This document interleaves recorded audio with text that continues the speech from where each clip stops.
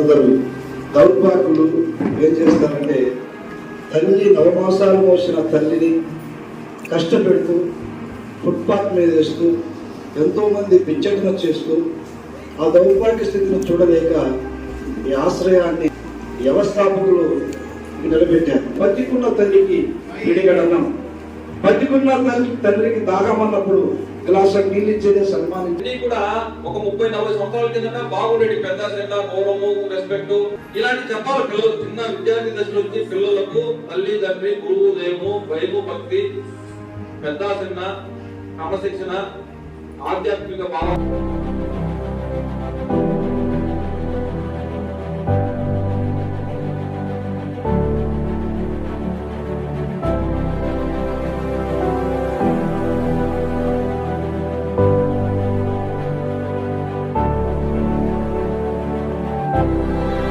చేస్తున్నాను. కొందరు దౌర్భాగ్యులు ఏం చేస్తారంటే తల్లి నవమాసాలు మోసిన తల్లిని కష్టపెడుతూ ఫుట్పాత్ మీద వేస్తూ ఎంతోమంది పిచ్చటన చేస్తూ ఆ దౌర్భాగ్య స్థితిని చూడలేక ఈ ఆశ్రయాన్ని వ్యవస్థాపకులు నిలబెట్టారు.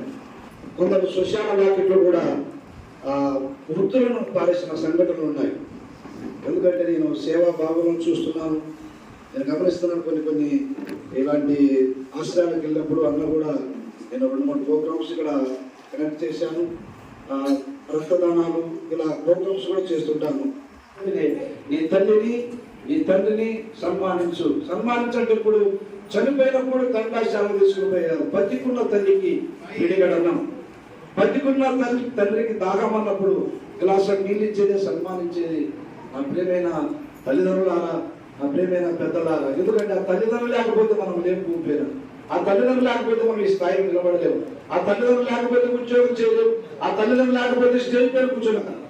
దేవుడిచ్చిన కృపను బట్టి ఈ రోజైనా మీ జీవితాల్లో ఏదైనా లోపం మార్పుంటే తల్లిని ప్రేమించి, ఒకవేళ నీకు చేత కాకపోతే నీ చేతనైనంత సహాయం ఇలాంటి సంస్థలకు సహాయపడుతూ ఆ ప్రేమను, ఆ కన్న తల్లి ప్రేమను కనపరచాలని. ఎందుకంటే ఇప్పుడు కూడా ఈ స్థితిలో ఉంటే తన కుమారుడు వస్తుందంటే తల్లి ఏడుస్తుంది.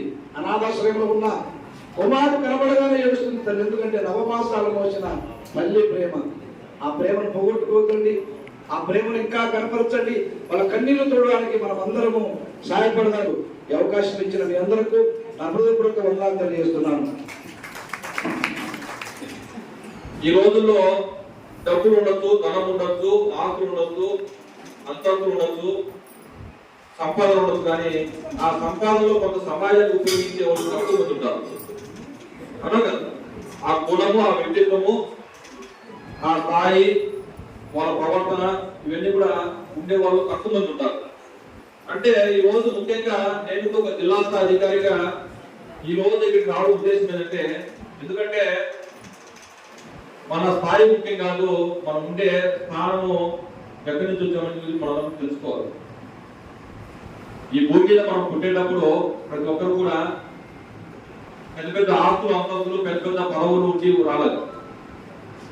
కట్టుబట్టలు లేకుండా మనము ఈ భూమికి వచ్చాము.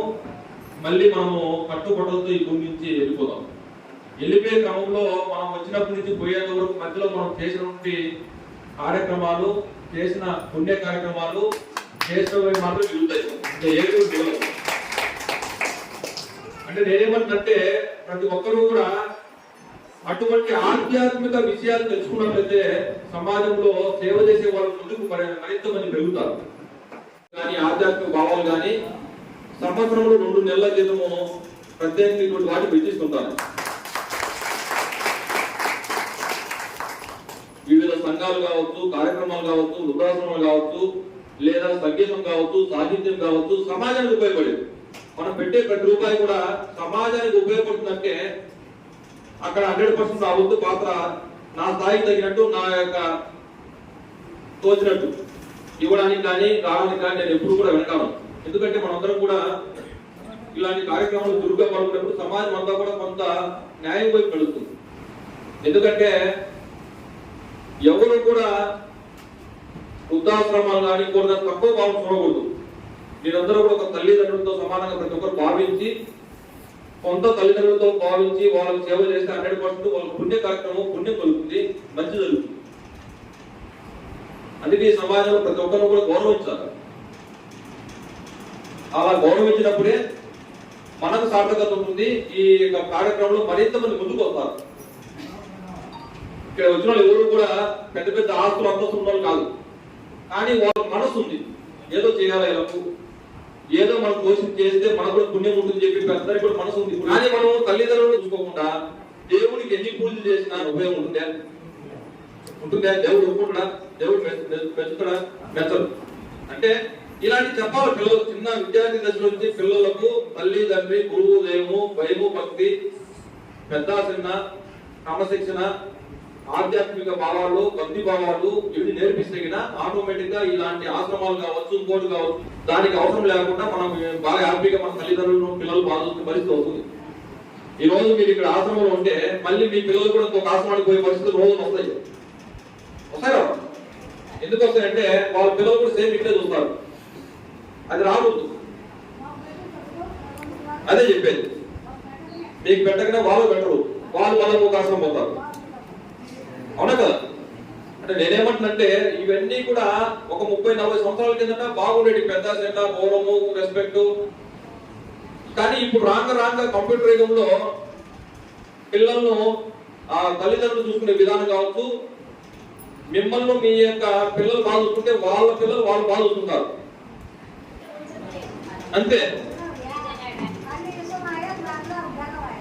అది ఇప్పుడు ఆమె అంటే మా పేరెంట్స్ మా చూస్తున్న సమాజంలో కూడా వాళ్ళు ఏది అంటారు, మీ కొడుకు మీ మా పిల్లలు వాడు వాళ్ళ వాడిని చేస్తా మాట్లాడారు.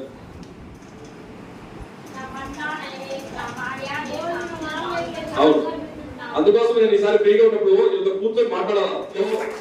నేను ఆ విధంగా మాట్లాడితే కనీసం వాళ్ళ కొడుకు వాళ్ళ కూతురు చూసుకుంటే నేను ఆఫీస్ వచ్చి మా కొడుకు మాత్రం నాతో మాట్లాడే ఒక అభిమానం వస్తుంది, ఒక ఆప్యాయత వస్తుంది.